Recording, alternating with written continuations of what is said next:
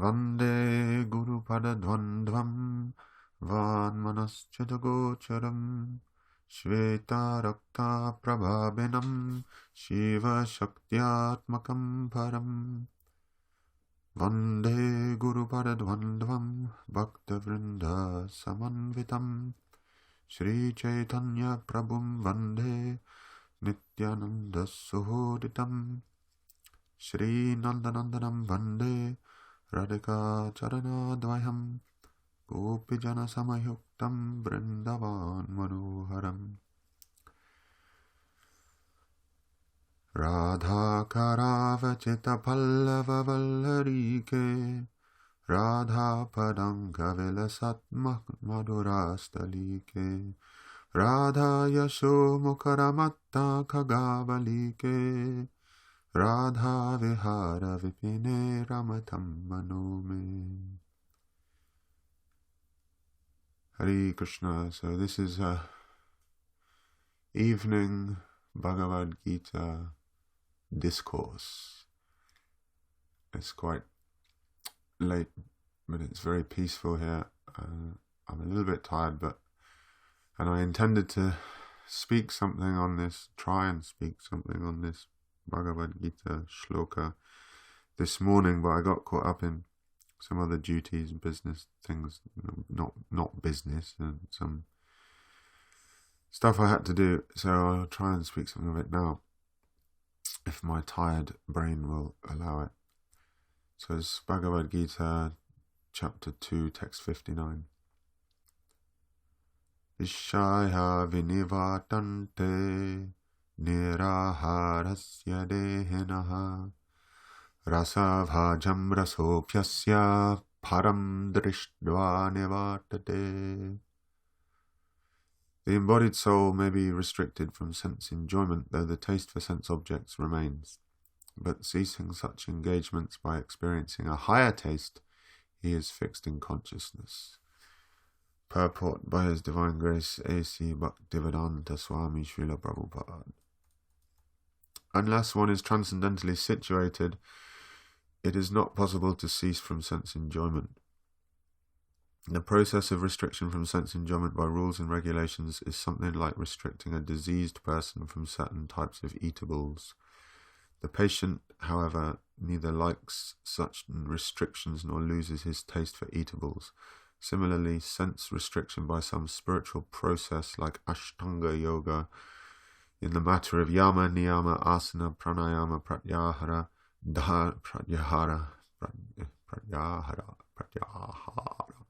Dharana, Dhyan, etc. is recommended for less intelligent persons who have no better knowledge. But one who has tasted the beauty of the Supreme Lord Krishna in the course of his advancement in Krishna consciousness no longer has a taste for dead material things. Therefore, restrictions are there for the less intelligent neophytes in the spiritual advancement of life. But such restrictions are only good until one actually has a taste for Krishna consciousness. When one is actually Krishna conscious, he automatically loses his taste for pale things. And there's a link in my folio here. Some verses, not all of them, some verses have it says VTE. I'm not sure what the VTE stands for. I won't hazard to guess. But it's a link to a Srimad Bhagavatam verse 1:18:3. Someone's obviously been through and thought that it was relevant. One can give up all connection with material attachment when one is able to see the param, or the superior quality of things. From Bhagavad Gita we understand that the quality of the Lord's energy is superior to the material quality of energy. And by the grace of a bona fide spiritual master like Sukadev, it is quite possible to know everything of the superior energy. Unless one thoroughly understands this superior or eternal energy of the Lord, it is not possible to leave the material energy. So it's just a little aside. The Bhagavad Gita verse, Param drishtva nivatate. Drishtva reminds me of a song. Drishtva dishi dishi svi. This one CD I've got by Sri Vidyabhushana. But Sri Vidyabhushana is a famous Karnataka South Indian singer. I recommend checking, or as they say, checking it out. There's some recordings on YouTube. Very, very mellifluous singer. I was always very enamored of those Karnataka singers with the vrats that they do, where they renounce, they're quite austere, they renounce salt to get a better singing voice and certain things. But obviously, as the bhava and rasa is more important. The embodied soul may be restricted from sense enjoyment, though the taste for sense object remains, but ceasing such engagements by experiencing a higher taste, he is fixed in consciousness. Param drishtva nivartate, experiencing superior things. And I was trying to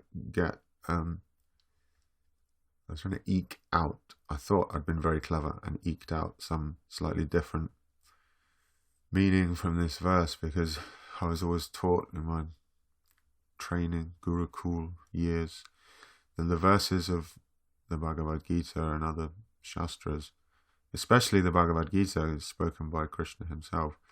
Each sloka is like a multifaceted jewel where you can,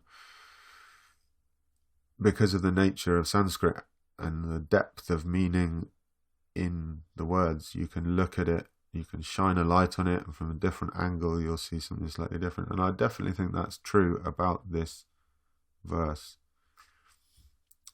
I have got some stuff prepared here, and I know I said I was going to do short videos, but this one might be a bit longer than those other ones. I looked up, I wanted to cross-reference the word vajam in this shloka. Srila Prabhupada he just puts rasa vajam together, giving up the taste. It makes sense in the way of the words of the verse, saying you can give up, you can restrict, try and restrict by force your sense enjoyment, but the taste still remains. But this word vajam in the Sanskrit dictionary I've got here, it's quite interesting. It says without, with the exception of, excluding, accepting, except. So I was kind of seeing maybe you could dare to hazard to say rasika interpretation of this verse, where Krishna is saying that the vishaya vinivartante, you can refrain from objects of sense enjoyment by negative restrictions. And then rasavajam, with the exception of rasa. And that's what Srila Prabhupada's hinting at here in the verse. It's quite a solid statement he says here. Restrictions are there for the less intelligent neophytes in the spiritual advancement of life, but such restrictions are only good until one actually has a taste for Krishna consciousness. But I would say this doesn't mean quite it may be misinterpreted. That's what I meant to say, that when one says, oh, now I'm a Raganuga Bhakta, then you have to give up these Vaidhi rules and regulations. No, it's not like that. I'm not a Raganuga Bhakta. I'm a bogey yogi. But we're trying to improve little by little, surrender more and more, follow everything. But you read something like Mana Shiksha, what to speak of being a Vaidhi or a Raganuga Bhakta.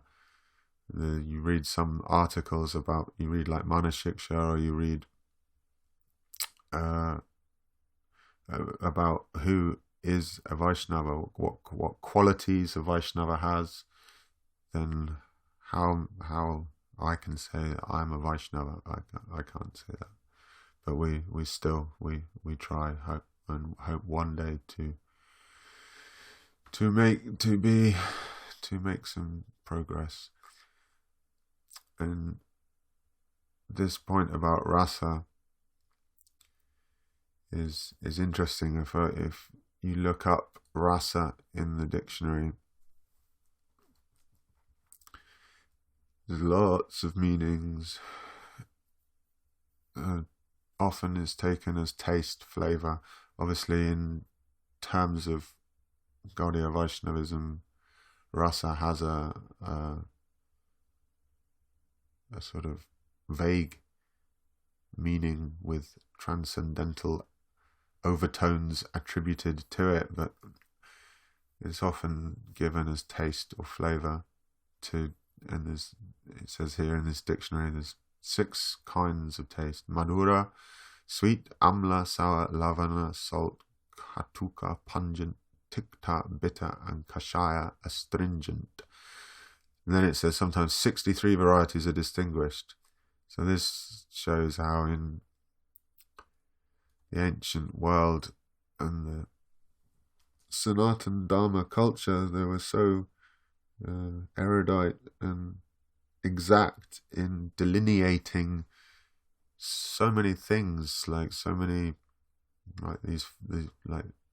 categorizing flavors. And you often see these things about some Vedic pundit discovered Pythagoras theorem or something thousands of years before, and I think it's worth people taking note of the achievements of people in history who have been underrepresented, and rewrite history to say, well, it's like, who discovered America? Oh, in 1492, Columbus sailed the ocean blue. Well, Leif Erikson or whoever was there 500 years before, 100 years before or something. So, and history, people accept these things now, so it should be changed. So another meaning of rasa here says in rhetoric, the taste or character of a work, the feeling or sentiment prevailing in it. Shringar, love; vira,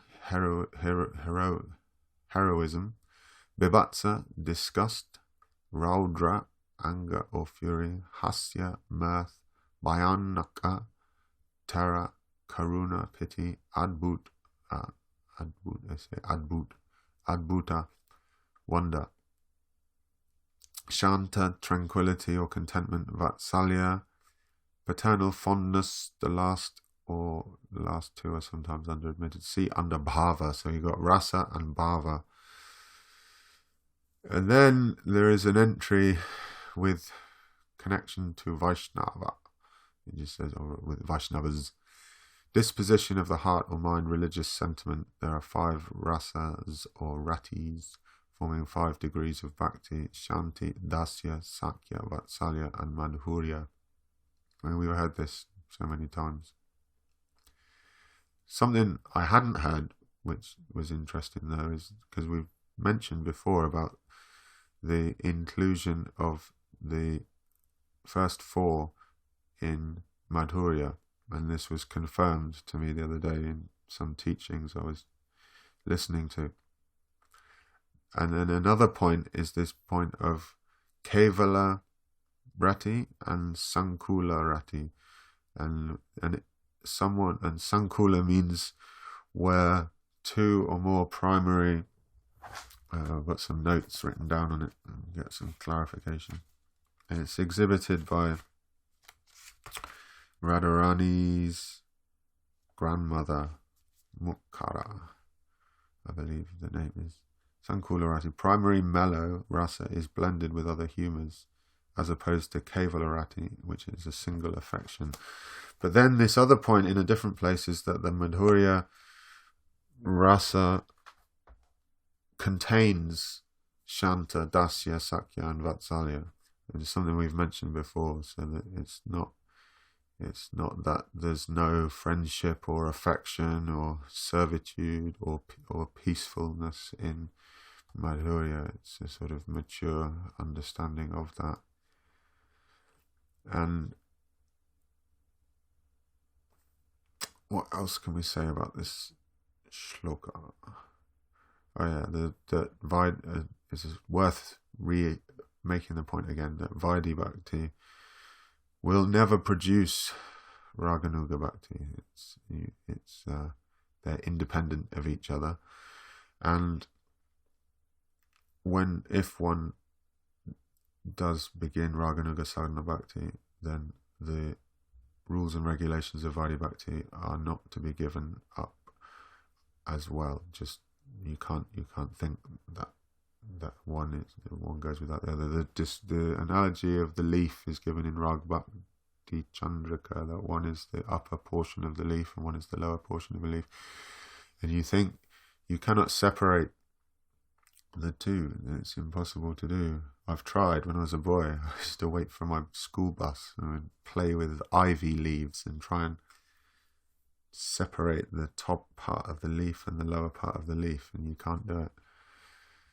But the other point I wanted to make, which is a little bit more going back into this dictionary definition business,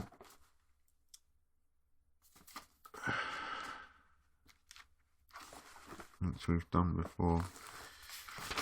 And I know it might sound very strange or wrong, basically, to look up love in the dictionary. Oh, yeah, Baba, you can't find love in the dictionary. But what I found was very interesting, because it says here, this is an old dictionary from the 1920s, and you get some good points in it. And it says here the etymology of the word love comes from luba, which is in the old Teutonic, and then that goes down to Sanskrit. Lub or lub is a lub. Loba. We've had this lobe, calm-crowed lobe,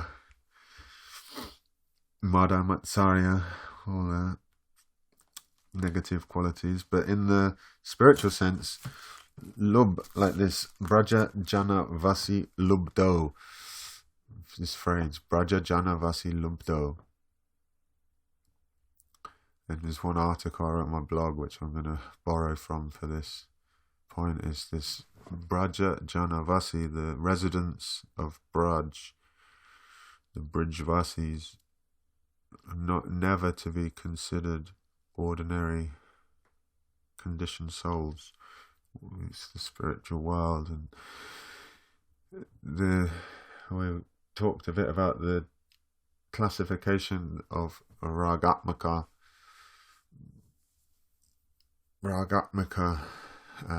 resident of the spiritual world, because that's where they are. Raganuga means you're an anugata of a Ragatmika bhakti. What you're following is that love which is propelled by greed, lobha, lubda, or to attain the sweet loving feelings of a particular resident, or you can take it in a general way that there's many residents, but there's also a specific person and then that depends on the rasa. I guess everyone's unique, so there's the unique love. That's why Krishna has love for all of us, because we're all unique. So he has a different flavor, different taste of each of our loves, and love that we have. But what do we mean by love? What is love? Because there's somewhere, I think it's in Govinda Lilamrita, where Radharani speaks, and she says, when you try and analyze love, it disappears, and when you don't try and analyze love, it disappears. So in that sense, I'll try and analyze love, but not too much. Try and catch it. What's that William Blake thing? He who kisses the joy as it flies does live in eternity's sunrise. And the point about ragatmikas is they are rasa. Well, it depends on this interpretation of Arjuna. They've given up the taste of material sense enjoyment. For them, there is no sense enjoyment like that. There's just rasa enjoyment, which comes in relation with Krishna. So that's the goal, to because you don't want to stay an anugata for, well, you will stay in, you can stay in anugata forever, but you also hope that one day your atma will be fully saturated with raga. And there's an interesting point found in Bhakti Rasamrita Sindhu, where Sri Rupa Goswami excludes the associates of Dwarka from the definition of ragatmika.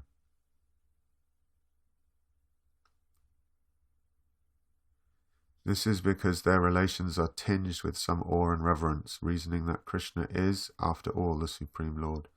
Their love is also tinged with some amount of selfish desire, samanjasa. There are three divisions. The lowest class, sadharani, has the greatest amount of selfish desire for enjoyment. Samanjasa has a small amount of self-interest, and the uppermost, samatha, has no tinge of it. Such samatha rati is found in the Brijvasis, especially the gopis and manjaris. Hence, Braja Janavasi Bhavalubdo, the greed to attain the bhavas, sentiments and feelings of the Brijvasis. Sadharani rati is exhibited in Kubja, Samanjasa in the queens of Dwaraka, and Samatha in the gopis and manjaris. Srila Bhaktivinoda Thakur comments that Samatha rati is almost impossible to possess. However, Krishna instructs in Bhagavad Gita that perfection is very difficult to attain, but that it is still worth pursuing. So,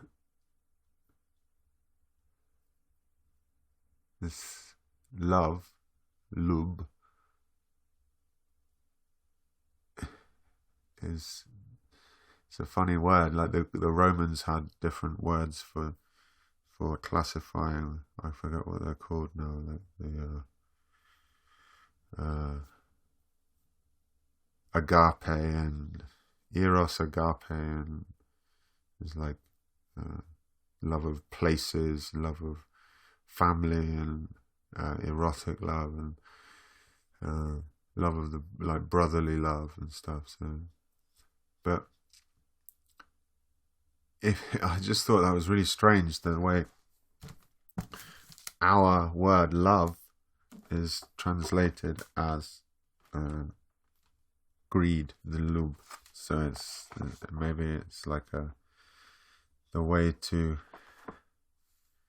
attain prema is through love, which is lub, which is greed, sacred, divine greed. The other thing which I've talked about before on this channel is to define devotion, just the English language. So try and acquire a more acute understanding of our own language, although it might not be everyone's first language. It's what they call the lingua franca, is English. So where's devotion?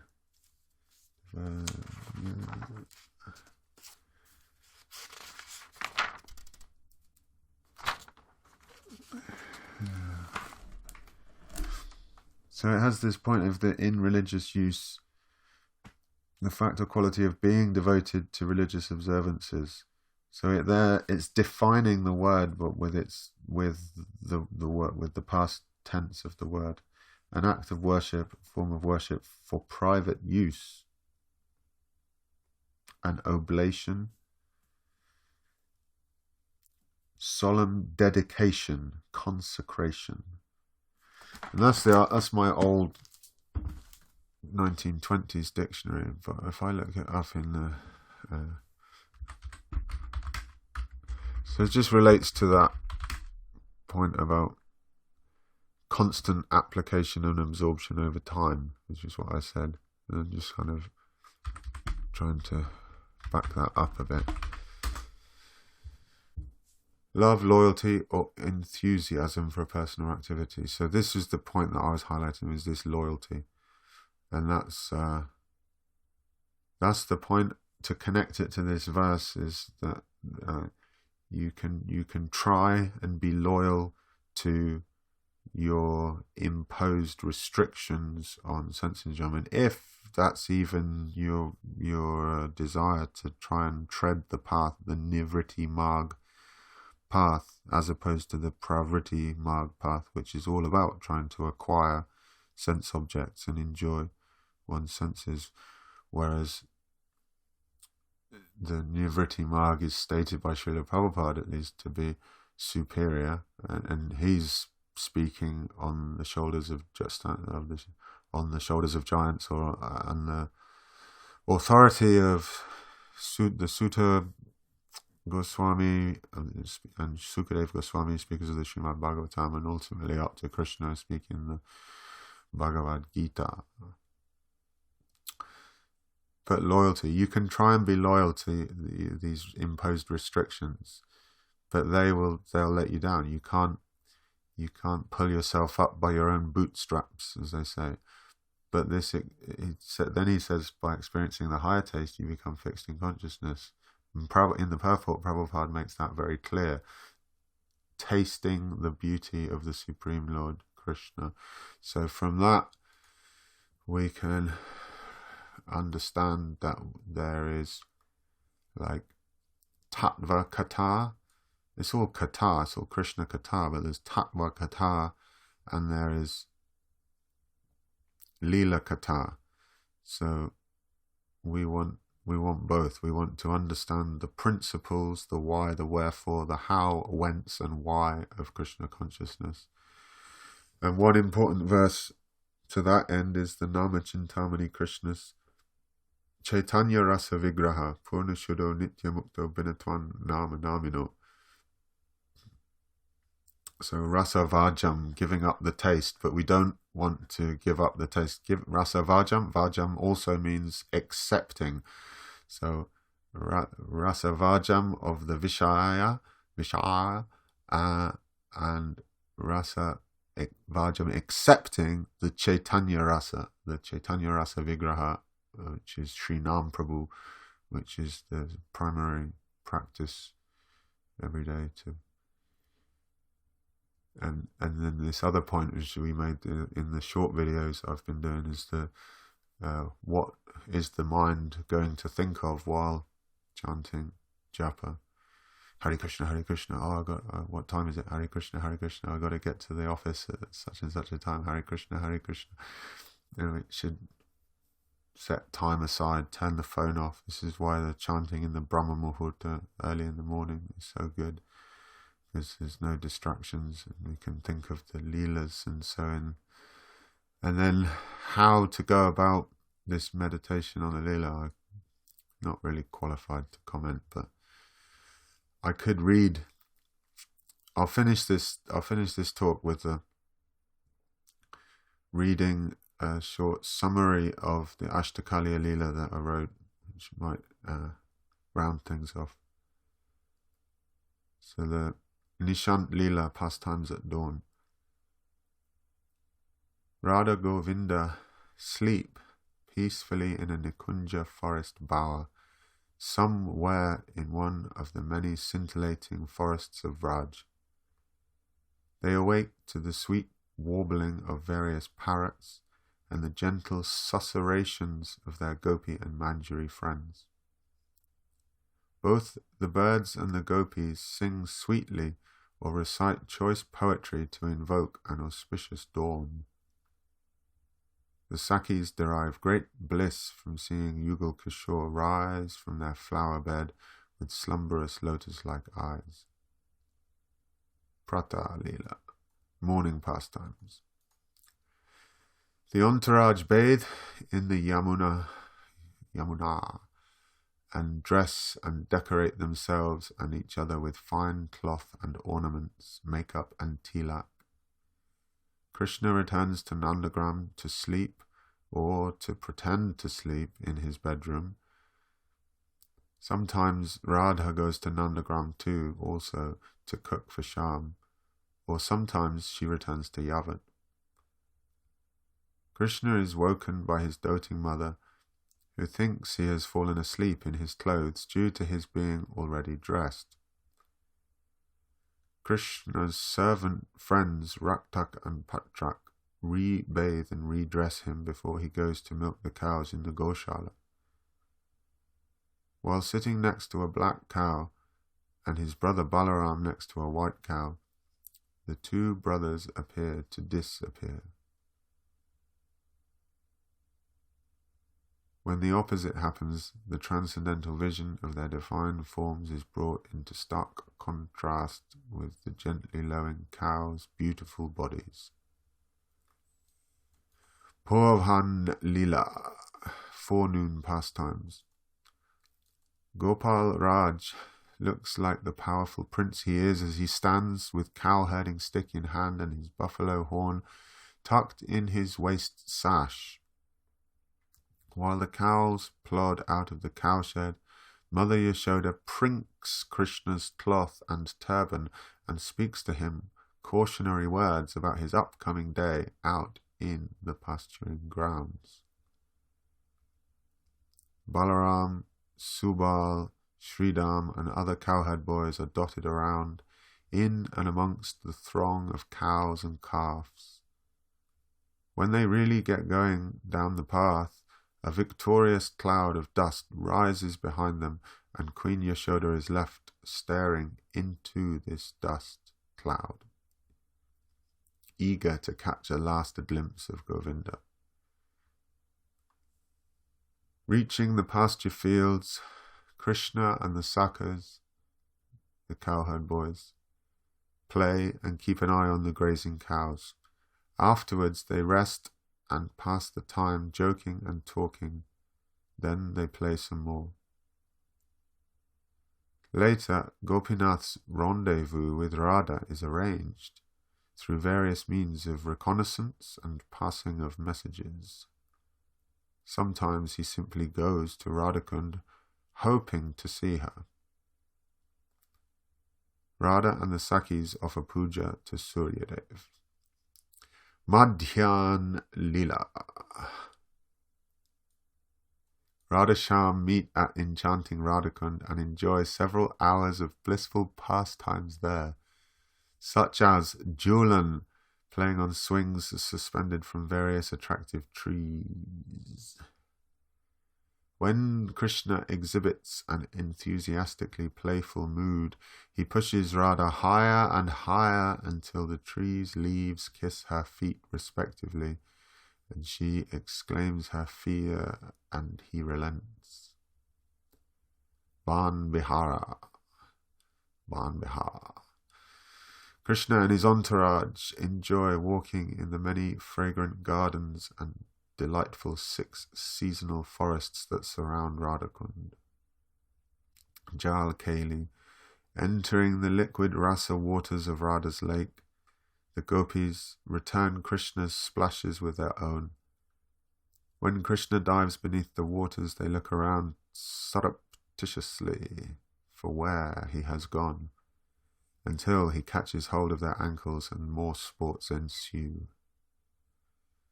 Retiring from the lake to a silken sandy shore, they are dried and redressed by the manjaris and enjoy lasya and nritya dances to the sound of veena, mridangam, kartals, flute and other instruments.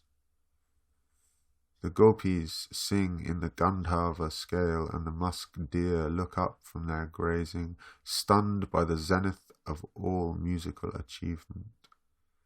Afterwards, Lalita and other Sakhis joking words and riddles entertain everyone with hilarious mirth and astonishment. Aparan Lila, afternoon pastimes.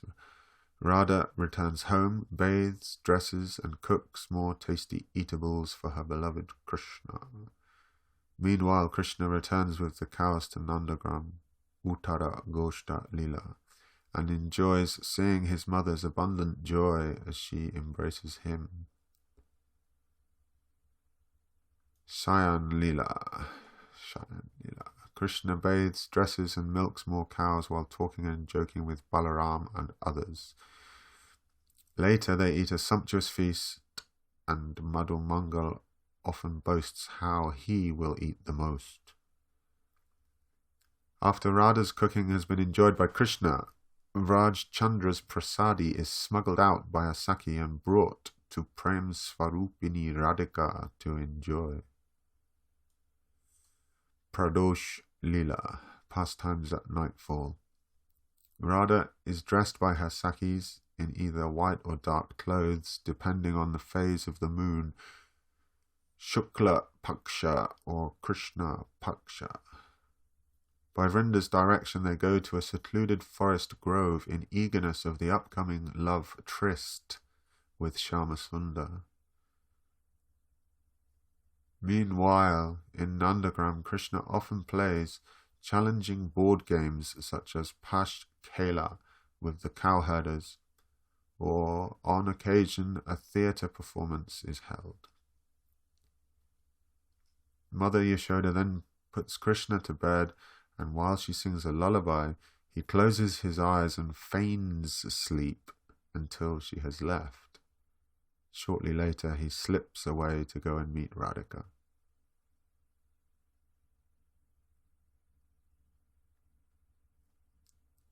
Nakta Lila, night-time pastimes. Through the night, Lila, Yugal, Radha, Madhava enjoy unlimited varieties of pastimes in the forest groves of Vraja. They play, sing, dance, rasa and lasya dances along with their dearmost Sakis.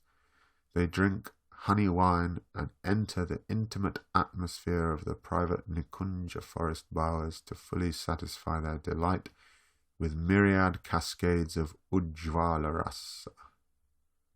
Eventually they drift off blissfully and peacefully sleep on a fragrant flower bed, attended by their loving Sakis and Manjaris. Braja Jana Vasi Bhava Lubdo. So let's hope we can get this greed and then satisfy the greed by more and more Lila Smaran, Nam Japa, blissful association, preaching efforts, Krishna consciousness in action, up until we've received the mercy to enter that Leela ourselves. And it's not until, because then it's just the beginning, it just goes on. So although restricting ourselves from sense enjoyment may not be possible in entirety by some mechanical means, here Krishna himself is giving an instruction that by experiencing a higher taste we become fixed in consciousness.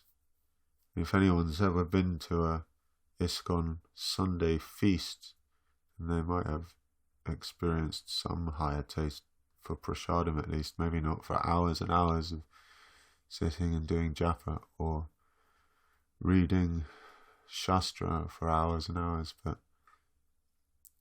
certainly one thing we can take shelter of is prasad. There's one cookbook as well once, the higher taste we got, so endeavour to practice these Navavida Bhakti, 9 limbs of Bhakti. Chant Hare Krishna and be happy.